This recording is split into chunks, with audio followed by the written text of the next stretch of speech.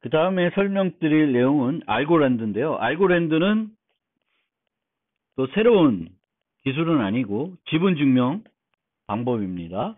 그런데 이 지분증명 방법에서 한 가지 이제 중요한 요소는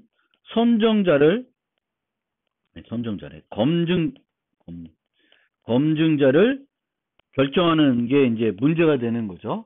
근데 알고랜드는 이 검증자를 아주 획기적인 방법을 써서 결정하는 방법을 사용하고 있습니다. 이게 어떻게 하냐면은 이전 블럭이 이렇게 만들어져요. 그러면은 여기에 보면은 그 머클트리의 루트 값이라고 생각하시면 되겠고, 요게 이전 블럭의 해시 값이라고 생각하면 돼요. 얘도 체인으로 이렇게 엮이는 거예요. 엮이는데 여기에 QR이라는 값이 포함이 됩니다. 그래서 이전 블럭이 확정이 되면 이제 채굴자들이 있겠죠. 여기서도 아니면 검증자들이 있는데, 이 검증자들은 이 QR을 자신의 개인 키로 서명을 해요.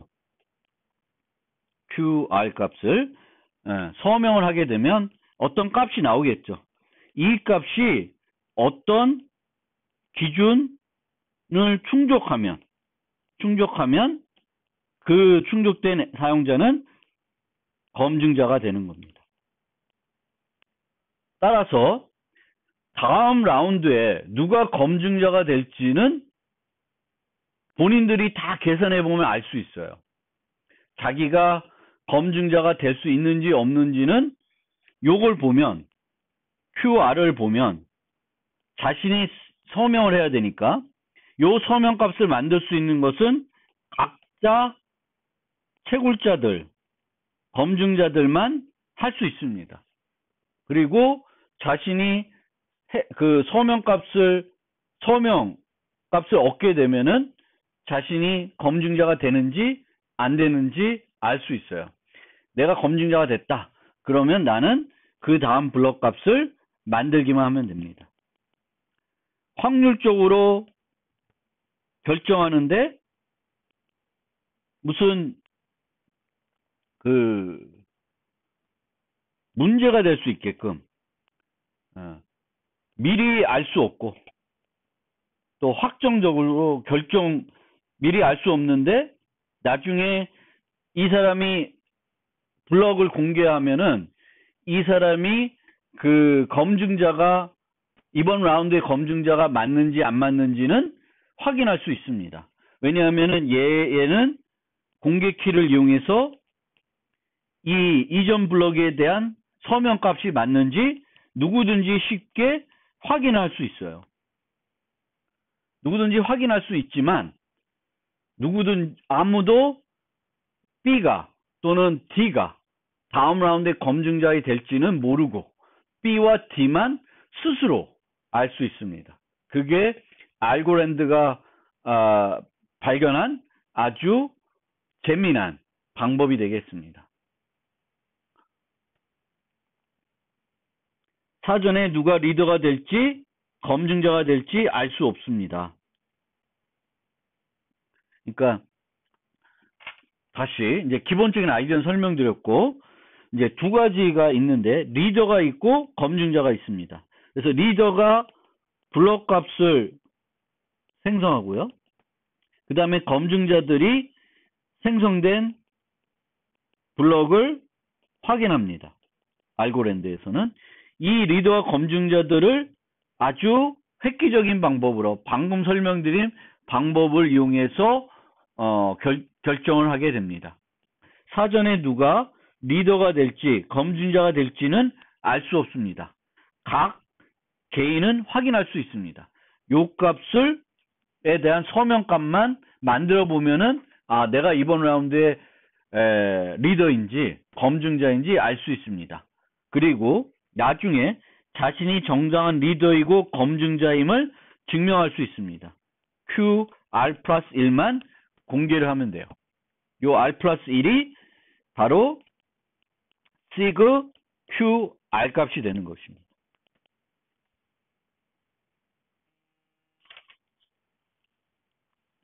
그리고 이런 검증자들이 BFT 통해서 최종적으로 확정하기 때문에 포크도 발생하지 않는 방법이 되겠습니다.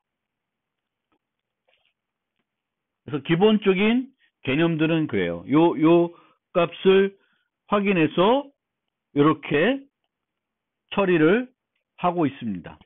요 값을 다시 해시해가지고, 서명값을 해시해가지고, 그 해시된 값이 일정 금액 이하이면 이거를 수로, 이 해시 값을 어떤 수로 생각해서 어떤 정해놓은 값 비율보다 작은 값이면은 이제 검증자가 되는 겁니다.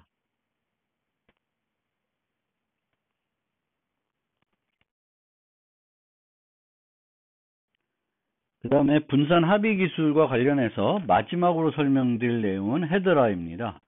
헤더라는 그 순서에 대한 분산 합의를 할 수 있다는 것을 보여주고 있습니다.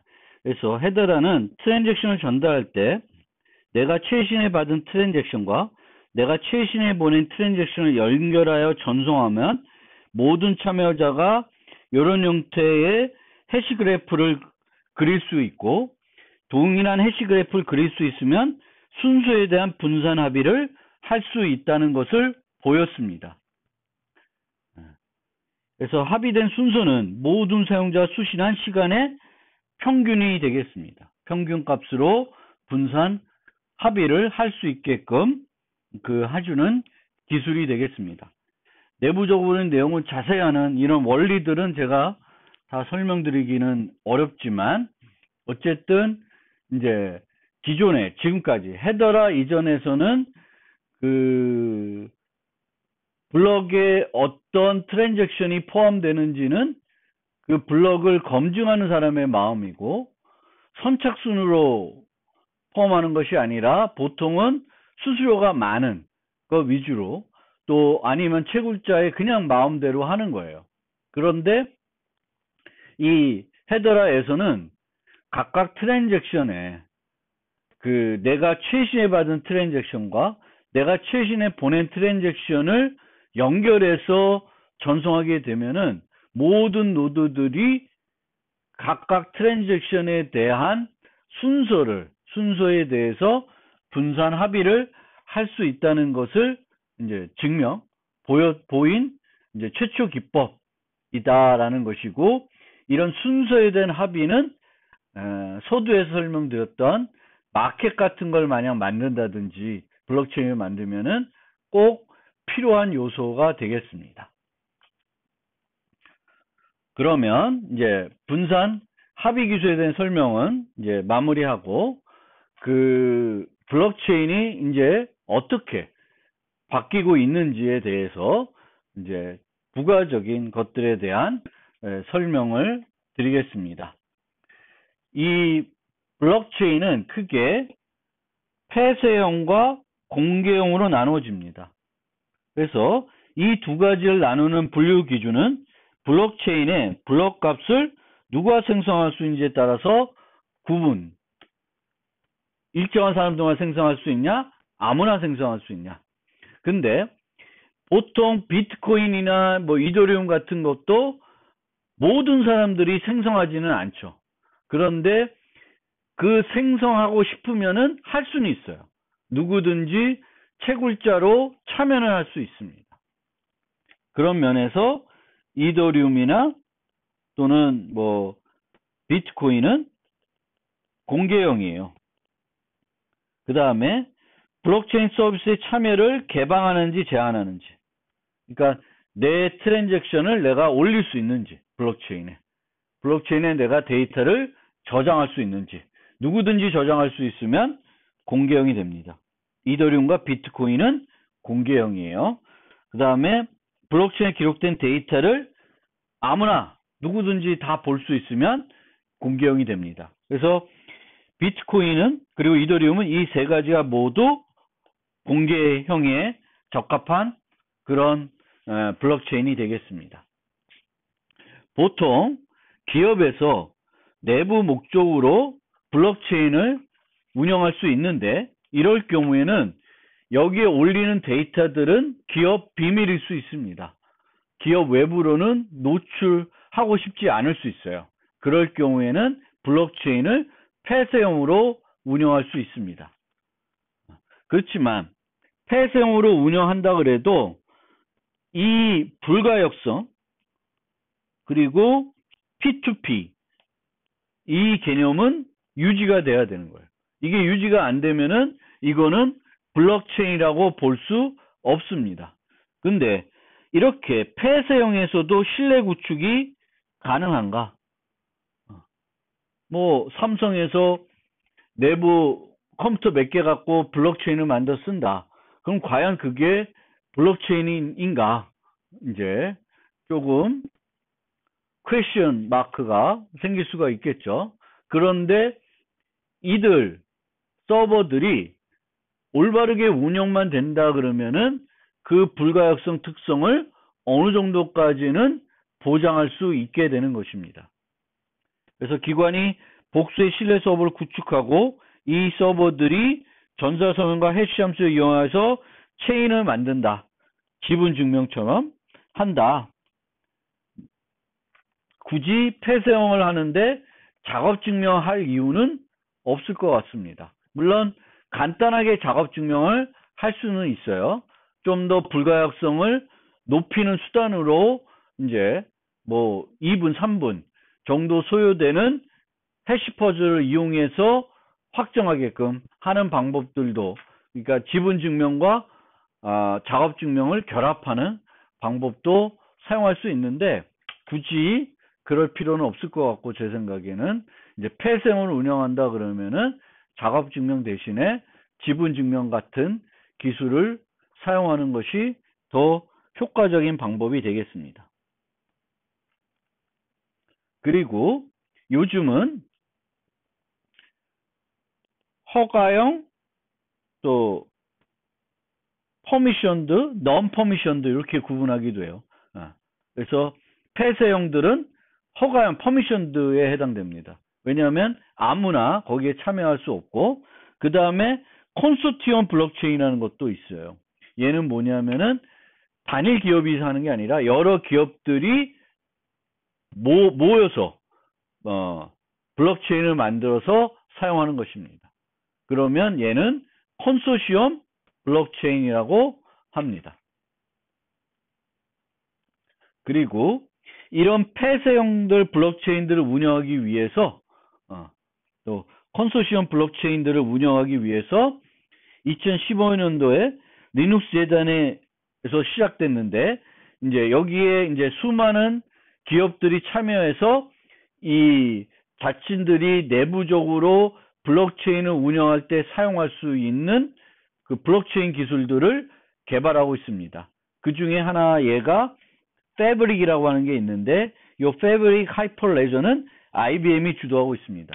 그러니까 리눅스 재단에 의해서 폐쇄형 블록체인을 사용할 때 사용할 블록체인들을 하이퍼레저라고 이름을 지었고, 하이퍼레저에는 여러 종류들이 있는데 그 중에 가장 유명한 하이퍼레저가 패브릭이고요. 이 패브릭은 IBM에서 주도해서 만든 그런 하이퍼레저예요.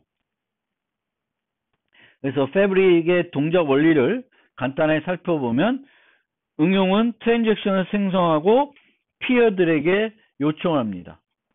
피어들은 트랜잭션을 직접 실행한 후 결과값을 서명해서 되돌려 줍니다. 그러니까 요것도 요 방식은 이더리움과 같은 형태가 되겠죠. 스마트 컨트랙트 기반으로 생각하시면 돼요. 그래서 트랜잭션을 생성해서 피어들한테 주면은 그 피어들이 자신의 컴퓨터에서 실행을 해서 결과값 서명해서 돌려줘요. 단계에서 받은 정보를 정렬자에게 전달을 하면, 이거는 이제 검증자 개념이 되겠죠. 정렬자는 단계 3에서 받은 정보를 확인하고 승인합니다. 그리고 트랜잭션 순서를 결정하는 역할도 합니다. 그러니까 지분 증명처럼 검증자들이 이제 확정을 해서 불가역성을 제공하는 거죠. 그래서 피어들은 승인된 내용을 원장에 기록하게 됩니다. 그러면 이 원장은 블록체인으로 이렇게 엮여 있고 각각의 블록들은 피어들이 그러니까 그 정렬자가 서명을 해놓고 있기 때문에 이제 불가역성을 지분 증명처럼 제공하고 있는 방식이 되겠습니다.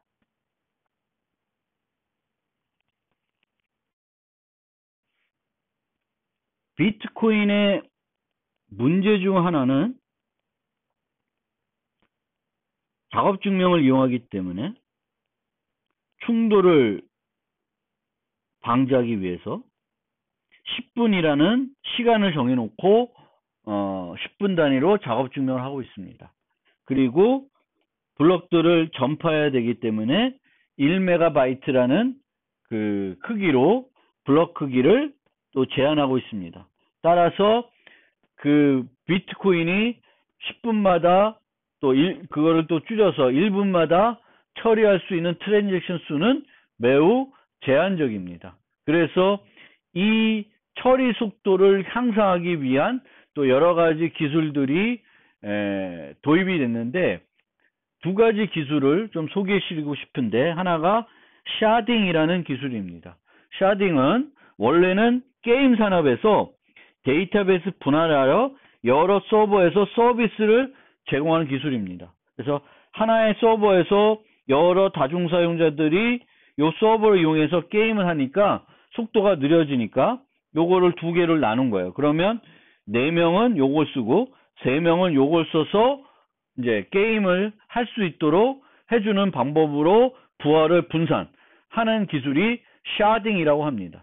그런데 블록체인에서도 이 샤딩 기술을 사용할 수 있습니다. 그래서 한국에 있는 거래들은 블록체인 하나, 미국에서 거래는 또 하나, 이렇게 따로따로 별도 블록체인을 만들어서 그 나누어서 가는 거예요. 그러니까 하나의 비트코인이 지금은 단일 체인인데 이 단일 체인을 여러 개의 체인으로 이제 만드는 거죠. 그러면은 모든 체인에 모든 정보가 기록되지 않아도 되니까 더 많은 처리를 할 수 있게 되는 겁니다. 그런데 문제는 미국에 있는 사람이 한국에 있는 사람으로 거래를 하려고 그러면은 이 샤드를 벗어나는 거래가 해야 돼요. 그렇게 되면 이제 문제가 되는 거죠. 기본적으로. 그래서 노드들의 샤드를 할당하는 문제. 그러니까 얘를 채굴하는 사람들이 따로, 얘를 채굴하는 사람 따로 이렇게 나눠줘야 되는 거예요. 그러니까 비트코인을 이렇게 나누는 거예요. 유럽 하나, 아시아 하나, 미대륙 하나 이렇게 나눠서 채굴자들을 따로 두고 블록체인을 따로 다 두는 거예요. 그러면은 이제 처리 속도들을 향상시킬 수 있는 방법이 되겠죠. 그래서 뭐 이렇게 나누는 문제는 조금 더 지역적으로 또는 어떤 용도대로 나눌 수 있는데 그렇게 나누더라도 샤드 간 거래, 여기 샤드를 사용하는 사용자와 여기 사용자가 있는데 그간의 거래 문제가 있을 수 있습니다. 요거를 이제 해결하는 게 가장 중요한 이슈이고요. 그 다음에 이 작업 증명 방식이 합의 기술 사용할 경우 해시파워의 분산으로 개별 샤드가 공격에 취약할 수 있는 문제도 있다고 합니다. 그러니까 전체 원래 채굴자들이 단일 체인에 대해서 경쟁을 했었는데 이제는 나눠지는 거죠. 100명이 채굴하고 있었으면 50명 나눠서 또 이쪽 체인을 채굴하고 이 사람들은 이쪽 체인을 채굴하니까 이제 그게 문제가 되겠죠. 그렇지만 이제 기본적으로는 이 샤딩 기술을 통해서 처리 속도는 높일 수 있게 됩니다. 그 다음에 또 하나의 기술이 롤업 기술입니다. 롤업 기술은 이 옵티미스틱 롤업하고는 조금 옵티미스틱 롤업은 조금 다른 건데 어쨌든 롤업은 여러 트랜잭션을 묶어서 처리해주는 기술이에요. 그러니까 이 기술은 몇 장이야 이게? 14장. 14장에서 일괄 확인이라는 기술을 제가 제시했었죠. 다중 서명, 그러니까 서명들을 결합해가지고 한 번에 확인하는 거예요. 이게 개별 확인하는 것이 아니라. 그래서 트랜잭션들이 100개 있으면 이 100개를 다 하나씩 확인해야 되는 거예요. 모든 노드들이. 그런데 그렇게 하지 않고 얘들을 결합해서 하나로 결합을 합니다. 그럼 요 하나만 확인하면 돼요. 그러면 확인해야 되는 비용을 대단히 줄일 수 있습니다. 그게 롤업이고요. 그 롤업 중에는 ZK 롤업이라고 하는 것은 영지식 기술을 이용하는 거예요. 요 것들이 영지식 증명들이면 영지식 증명들을 결합해서 하나만 확인해 가지고 모든 거를 확인하겠다는 것이고요. 이 경우에도 개별적으로 그 확인하는 사람은 따로 있어야 돼요. 왜냐하면은 얘가 확인이 안 됐으면은 어떤 애들 때문에 확인 안 됐는지 알 수가 없는 거예요. 그래서 이런 롤업을 쓰려고 그러면은 누군가는 전체적인 검증을 한 상태예요. 그래서 완벽한 거를 올리는 거예요. 그러면 이게 원래는 N명이면은 N명이 모두 K개의 트랜잭션을 확인했는데 이제는 한 명만 K개를 하고 나머지는 하나의 비용으로 K개를 다 올바르다는 것을 그냥 확인할 수 있게 해주는 기술이 되는 것이 되겠습니다. 그것이 롤업이다.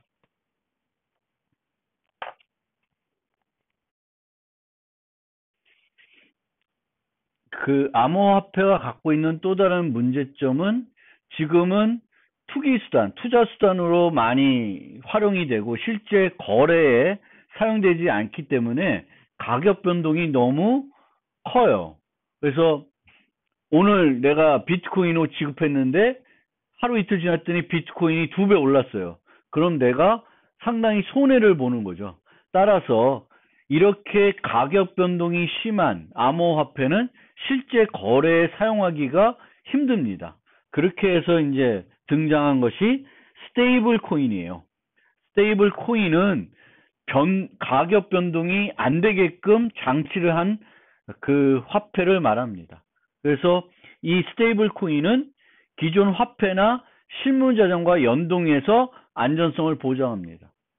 그러니까 화폐를 발행하는데 화폐를 100개 발행을 하면은 그만큼의 금을 예치해야 돼요. 그러면 이 금 가격과 이 화폐는 연동이 되는 그런 상황이 됩니다. 원래도 우리가 명목 화폐 달러도 초기에는 언제까지는 금과 연동이 된 화폐였습니다. 금의 가치와 연동이 된 화폐였는데 그거를 없앴죠. 그런데 이제 이 암호화폐 세계에서도 가격이 변동이 되지 않은 암호화폐가 실제 있어야지만 이 스테이블 코인이 있어야지만 이제 실제 코인들을 거래할 수 있다라는 거죠. 거래에 우리가 뭐 간단하게 옷을 살 때 뭐 식사를 할 때 스테이블 코인이어야지만 지불에 사용할 수 있게 된다는 거예요. 그래서 이런 스테이블 코인들이 많이 등장을 하고 있습니다. 근데 어떤 것과 연동하냐에 따라서 다르는데 법정 화폐와 연동하는 방식이 있고 암호자산과 연동하는 방식도 있어요. 얘네들도 되게 유명한 그런 암호화폐들이고요. 그리고 무담보형도 있습니다. 무담보형은 어떻게 얘가 스테이블해지냐? 유통량을 가격이 올라가면은 발행되는 화폐를 줄이고 또 뭐 그런 형태로 한다는데 실제적으로 스테이블 할지는 또 미지수가 될 수 있어요. 그렇지만 어쨌든 이런 것들을 이해하려면은 경제적 개념도 조금 이해가 필요해요. 그래서 이 암호화폐 세계에서 이 암호 기술만 이해한다고 이제 이 개념들을 이해할 수 있는 건 아니고 여기에 경제적인 이슈들에 대한 이해도 경제적인 개념들도 이해가 돼야지만 이 암호화폐에 대한 전체적인 그런 개념들을 이해할 수 있습니다. 그리고 요즘은 이제 중앙은행에서 실제 암호화폐를 발행해서 유통시키려고 하고 있습니다. 그거를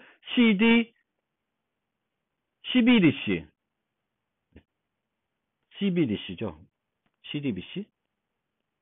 이 용어가 잘못된 것 같은데 중앙은행에서 암호화폐를 발행하는 거예요. 그리고 이렇게 중앙은행에서 암호화폐를 발행하게 되면은 이 화폐는 당연히 스테이블 코인 형태가 될 것입니다. 변동 가격이 없게끔. 그래서 실제 사람들이 이제 그 중앙은행에서 100원, 200원 이런 화폐를 발행하듯이 암호화폐를 발행해가지고 우리가 이 암호화폐를 이용해서 금전 거래를 할 수 있게끔 하는 방식이 되겠습니다. 실제 중국에서는 이 CBDC를 발행할 예정이고요. 우리나라는 아직 그 CBDC에 대한 검토는 하고 있다고 알고 있습니다. 그래서 이제 만약 이제 나라들에서 이런 CBDC가 실제 발행이 되면 우리가 이제 그 비트코인 같은 걸 이렇게 사지 않더라도 실제 암호화폐들을 받아가지고 일상에서 사용할 수 있을지도 모르겠습니다.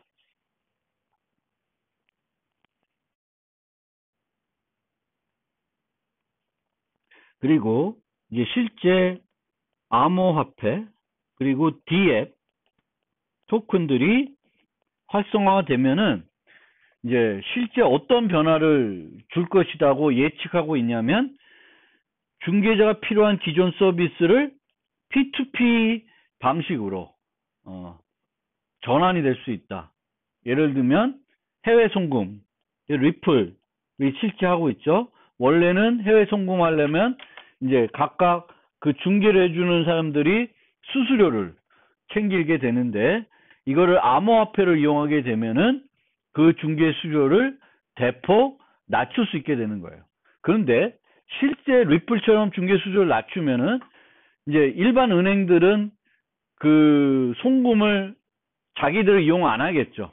그러면 그 은행들은 어떻게 할까요? 그 은행들도 아마 수수료를 또 대폭 낮출 수 있을 겁니다. 왜냐하면 낮추지 않으면 아무도 안 쓸 테니까. 이제 그런 측면이 있고요. 부동산 같은 경우도 이제 그 우리가 부동산에 가서 그 부동산 중개인을 통해서 중개를 받고 중개 수수료를 지불하는데 그렇게 하지 않고 집을 내놓고 싶은 사람이 직접 내놓고 판매자와 직거래하는 거죠. 그 직거래를 보다 더 쉽게 할 수 있게끔 할 수 있는 것이 바로 이제 이 블록체인이다라고 얘기하고 있는데 여기도 한 가지 우리가 늘 이 주장에 이 중개자를 블록체인이 제거할 것이다 라고 하는데 실제 여러분들이 생각을 해보면 그 구매자와 판매자가 직접 직거래하는 데는 여러 가지 불편한 요소가 있습니다. 물론 지금도 우리가 중고장터 뭐 당근마켓 같은 데서 우리가 올리고 받지만 그 과정에서 이제 직거래가 실제 이루어지지만 어느 정도의 그 불편함은 그런 어떤 서비스가 없으면 불편하고 실제 부동산 같은 경우에는 직거래를 만약 하게 되면은 판매자도 그렇고 구매자도 귀찮은 거예요. 뭔가 불편한 거가 있죠. 중개자를 사용했을 때에 비해서 불편한 것이 있을 수밖에는 없습니다. 그 불편함을 감수하고도 직접 한다 그러면 절약할 수는 있겠죠. 그런데 그게 아니다 그러면은 이제 이런 중개자를 사용하는 것이 필요한 거죠. 그래서 그런 측면을 항상 생각을 해줘야 됩니다. 중개자를 없애는 것이 가격을 절약할 수 있는 것이 되겠지만 판매자도 그렇고 구매자도 불편해질 수 있다. 서비스가 불편해질 수 있다는 측면은 늘 있기 때문에 완전히 중개자가 없어지는 상황으로 가지는 않을 거다라고 저는 생각이 됩니다. 또 하나의 또 큰 변화는 프로슈머에 대한 보상 방식의 서비스 활성화가 가능하다. 그러니까 여러분들이 뭔가 하는 행위에 대해서 서비스 업체가 보상을 해줄 수 있는 그런 시스템이 만들어진 거죠.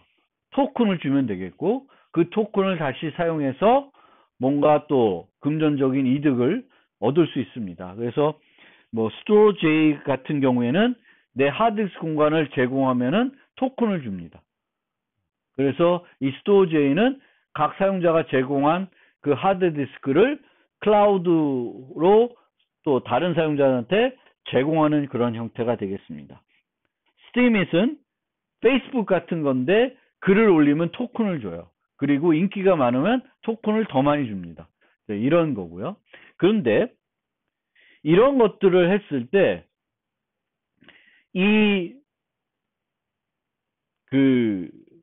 토큰의 교환 이런 것들은 블록체인을 활용할 수 있지만 이 블록체인의 그런 거래 말고도 데이터까지 올리는 것은 과연 바람직한 것인가는 생각해 볼 필요가 있습니다. 스팀의 경우에는 제가 알기로는 블록체인에 데이터까지 올라가요. 그러면 이 데이터들은 영구적으로 제거가 안 되는 거예요. 계속 남게. 근데 우리는 잊혀질 권리도 필요합니다. 내가 올렸던 글을 이제 내리고 싶으면은 내릴 수 있어야 되는 거죠. 그런데 블록체인에 데이터까지 올라가면 영구적으로 데이터가 남는 그런 문제도 있습니다. 그래서 블록체인과 관련된 서비스를 우리가 생각을 할 때 과연 내가 블록체인에 어떤 데이터를 올릴 것이고 그 데이터를 블록체인에 올리는 것이 바람직한지 꼭 생각을 해볼 필요가 있습니다. 그러면 실제 이런 블록체인들이 어디에 활용되고 있는지 한번 좀 살펴봅시다. 첫 번째는 금융기관들도 현재는 일반 데이터베이스를 이용해서 거래 내역들을 유지하는데 그것들을 블록체인에다 저장할까? 이런 생각들도 하고 있는 것 같습니다. 그리고 에스토니아 정부는 정부의 모든 기록을 블록체인에 저장하고 공개하고 있습니다. 이거는 좋은 것 같아요. 그러니까 정부에서 만들어지는 문서는 일정한 시간이 지났다고 폐기하면 안 돼요. 기록은 영구적으로 남아야 됩니다. 정부에서 하는 일들은. 그래서 이런 것들은 블록체인에 올려놓으면은 나중에 다음 정부가 들어와서 이전 정부의 내용들을 없애고 싶거나 아니면 자기가 현재 정부가 자기가 했던 일을 제거하고 싶어도 제거를 못하게 하는 방법이 되는 거죠. 블록체인이니까. 그 다음에 블록체인을 이용해서 선거를 시스템을 만드는 그런 움직임도 있습니다. 근데 얘도 부정을 막을 수 있는 방법은 되는 것 같아요.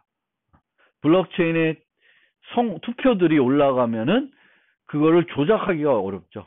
항상 기록이 불가역성된 형태대로 남아있기 때문에 그렇습니다. 그리고 BMW는 블록체인을 이용해서 자동차의 주행 기록을 저장하여 중고차 시장에 활용하는 그런 방법을 또 제안하고 있습니다.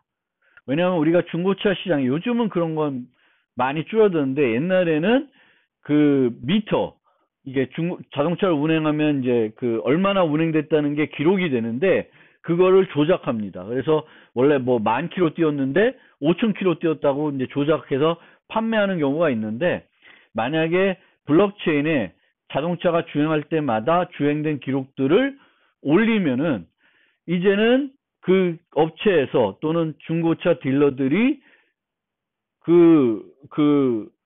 기계적으로 조작을 하더라도 주행 기록을 조작하더라도 조작된 것이 발견되는 거죠. 쉽게. 그래서 그런 것이 있고 로그 정보를 서버에 있는 로그 정보들을 블록체인에 기록하자라는 것도 있습니다. 왜냐하면은 이제 해커들이 그 서버에 침투하면은 장난치거나 하여튼 공격을 한 다음에는 자신의 공격한 흔적을 지우기 위해서 로그를 지우는 그런 방법을 많이 쓰는데 로그를 블록체인에 저장하면은 이제 그 공격자들이 불가역성이니까 지울 수가 없겠죠.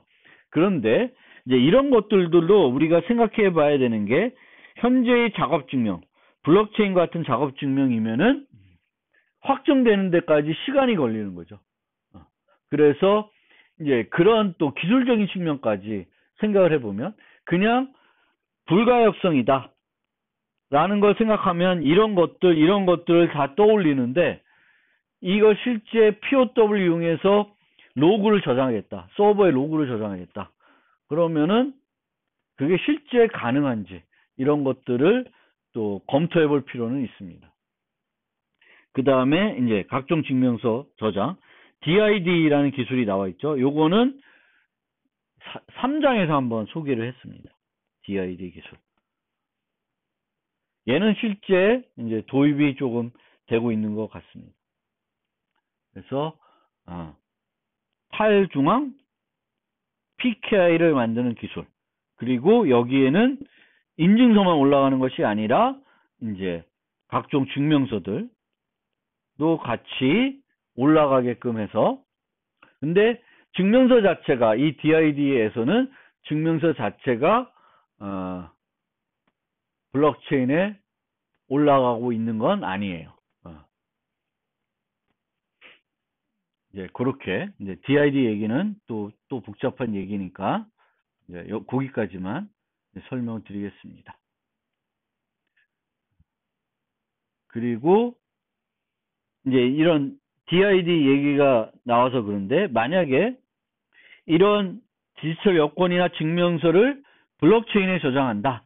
그러면은 그것과 일반 데이터베이스에 저장하는 것과 어떤 차이가 있는지 설명드리면서 이 챕터에 대한 설명을 마무리하고자 하는데, 블록체인과 마찬가지로 데이터베이스에 데이터를 저장할 때 기록 권한을 가진 자가 전자서명하여 저장하면 서명키가 없는 사용자들은 데이터를 수정하기가 어렵게 만들 수 있습니다.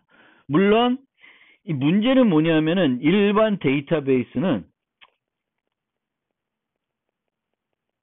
권한을 가진 자는 수정을 할 수 있고 삭제를 할 수 있습니다.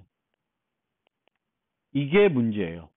그런데 블록체인은 그게 안 됩니다. 채굴자들도 그 데이터를 기록했던 사람도 수정을 못하는 거예요. 불가역성이 되기 때문에. 그게 블록체인과 일반 데이터베이스의 큰 차이입니다. 일반 데이터베이스를 불가역성이 보장되게끔 만들기가 어렵습니다.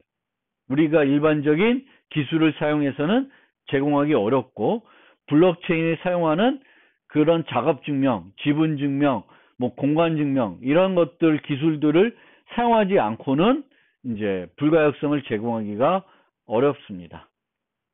이걸로 블록체인에 대한 설명을 모두 마무리하겠습니다.